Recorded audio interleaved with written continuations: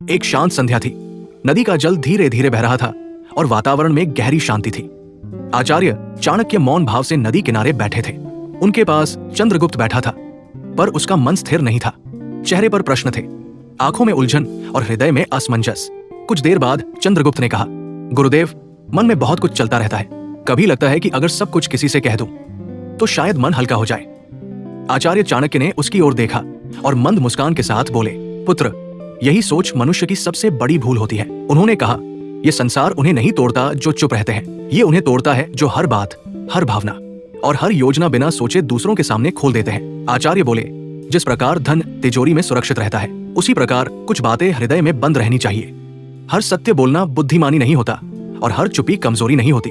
फिर उन्होंने गहरी आवाज में कहा, आज मैं तुम्हें वे बातें बताऊंगा जो यदि तुमने जीवन भर गुप्त रख ली तो कोई भी तुम्हें तुम्हारे ही शब्दों से भी पराजित नहीं कर पाएगा।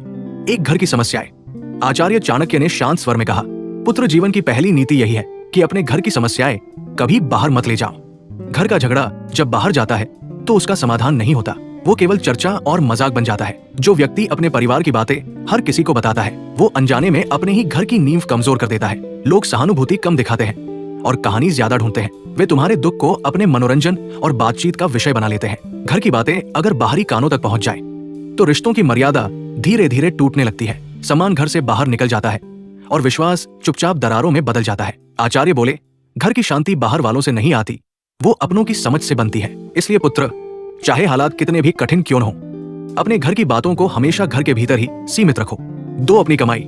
आचार्य चाणक्य ने गंभीर स्वर में कहा, पुत्र, अपनी कमाई और धन का खुलासा कभी भी सबके सामने मत करो। धन जितना गुप्त रहता है उतना ही सुरक्षित और शांतिपूर्ण रहता है। जो व्यक्ति अपनी आमदनी का प्रदर्शन करता है वो अनजाने में ईर्ष्या और संकट को आमंत्रण देता है। जब लोगों को तुम्हारी कमाई का पता चल जाता है तो उनकी नजर सम्मान से पहले तुलना पर जाती है। कुछ लोग सहायता के बहाने पास आते हैं तो कुछ केवल जलन के कारण तुम्हारे विरुद्ध सोचने लगते हैं। धन दिखाई देने लगे तो उससे पहले मन की शांति लुटने लगती है। आचार्य बोले, असली समझदारी धन बढ़ाने में नहीं बल्कि उसे सुरक्षित रखने में होती है। जिस घर में धन का ढिंढोरा पीटा जाता है वहां चैन अधिक समय तक नहीं टिकता। इसलिए पुत्र, अपनी मेहनत की कमाई को दिखावे से दूर रखो, क्योंकि छुपा हुआ धन ही सच्चा रक्षक होता है। 3, भविष्य की योजनाएं। आचार्य चाणक्य ने शांति से कहा, पुत्र, अपनी भविष्य की योजनाओं को तब तक गुप्त रखो जब तक वे पूरी न हो जाए।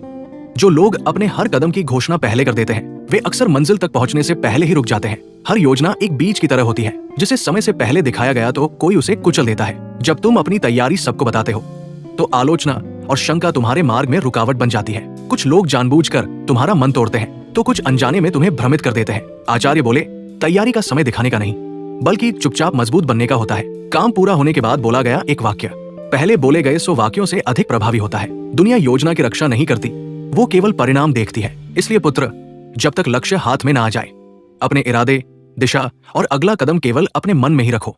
4, अपनी कमजोरियां। आचार्य चाणक्य ने गंभीर स्वर में कहा, पुत्र, अपनी कमजोरियों को कभी भी हर किसी के सामने प्रकट मत करो। जिस दिन तुमने अपनी कमजोरी गलत व्यक्ति को बता दी उसी दिन तुमने अपने विरुद्ध हथियार थमा दिया। दुनिया उतनी दयालु नहीं होती जितनी वह दिखाई देती है। लोग पहले तुम्हारी ताकत देखते हैं और फिर तुम्हारी कमजोरी खोजते हैं। जब किसी को पता चल जाता है कि तुम्हें किस बात से डर लगता है तो वही डर तुम्हारे विरुद्ध प्रयोग किया जाता है। आचार्य बोले, कमजोरी तब तक सुरक्षा है जब तक वो केवल तुम्हारे भीतर रहती है। जैसे ही वो बाहर आती है वो ताकत नहीं लक्ष्य बन जाती है। सच्चा बलवान वही होता है जो अपने डर को नियंत्रण में रखता है, न कि उसे सबके सामने उजागर करता है। इसलिए पुत्र, अपने घावों को शोर मत बनाओ, उन्हें धैर्य और बुद्धि से शक्ति में बदलो। 5, अपने दान का दिखावा।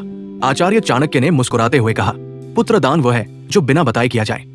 जो दान शब्दों में गिना जाए वो सेवा नहीं अहंकार बन जाता है। जब तुम अपने दान का प्रचार करते हो तो उसका फल वही समाप्त हो जाता है। लोग दान की भावना नहीं देखते, वे दान देने वाले का घमंड देखते हैं। आचार्य बोले, सच्चा दान वह है जिसे दाता भी भूल जाए। दाएं हाथ से दिया गया दान यदि बाएं हाथ को भी पता चल जाए तो उसका मूल्य घट जाता है। दान का उद्देश्य प्रशंसा पाना नहीं बल्कि किसी की पीड़ा कम करना होता है। जो सहायता शोर के साथ की जाए वो बोझ बनती है, वरदान नहीं। इसलिए पुत्र, यदि तुमने सच में किसी की मदद की है तो उसे मौन में ही रहने दो, क्योंकि मौन में किया गया दान ही सबसे अधिक फल देता है। 6, अपमान और हार। आचार्य चाणक्य ने शांत लेकिन दृढ़ स्वर में कहा, पुत्र, अपने अपमान और हार की कहानियां बार बार किसी को मत सुनाओ। हर व्यक्ति जीवन में कभी न कभी गिरता है, पर हर गिरावट को शब्दों में ढालना बुद्धिमानी नहीं होती।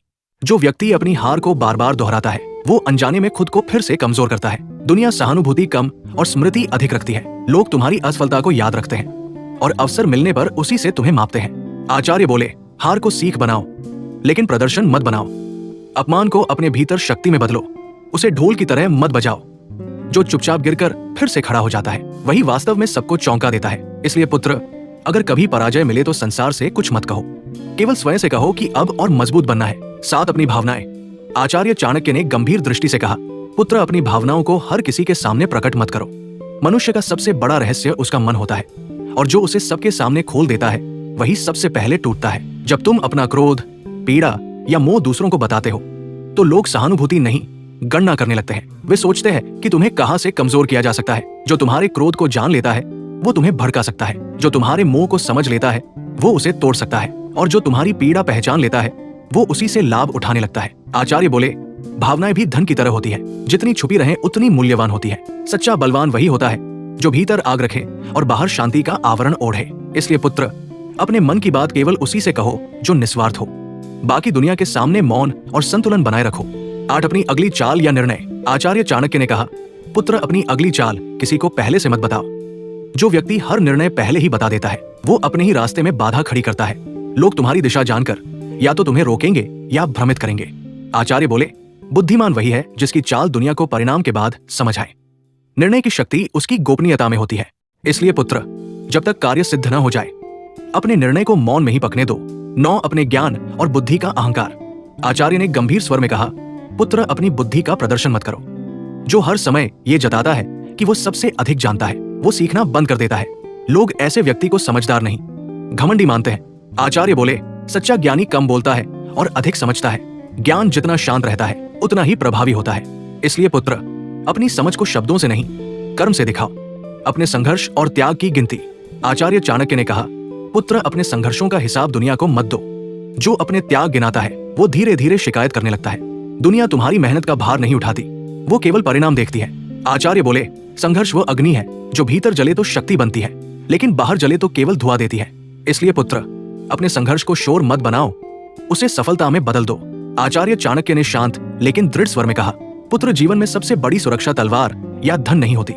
सबसे बड़ा कवच वो बुद्धि होती है जो ये जानती है कि कब बोलना है और कब चुप रहना है। जो व्यक्ति हर बात सबको बता देता है वो धीरे धीरे अपने ही शब्दों से कमजोर हो जाता है, लेकिन जो कुछ बातें अपने भीतर सहेज कर रखता है वही समय के साथ अड़िग बनता है। चुप्पी कायरता नहीं होती, ये परिपक्वता का संकेत होती है। दुनिया शोर करने वालों से नहीं, संतुलन रखने वालों से डरती है। आचार्य बोले, याद रखो पुत्र, हर रिश्ता सच्चा नहीं होता और हर मुस्कान के पीछे शुभ भावना नहीं होती। इसलिए अपनी योजनाएं, भावनाएं और कमजोरियां उसी के सामने खोलो जो उन्हें संभाल सके। बाकी संसार के लिए संयम और मौन ही तुम्हारी सबसे बड़ी शक्ति है। जो इस नीति को जीवन में उतार लेता है उसे कोई तोड़ नहीं पाता। यही नीति जीवन को सुरक्षित, शांत और सफल बनाती है।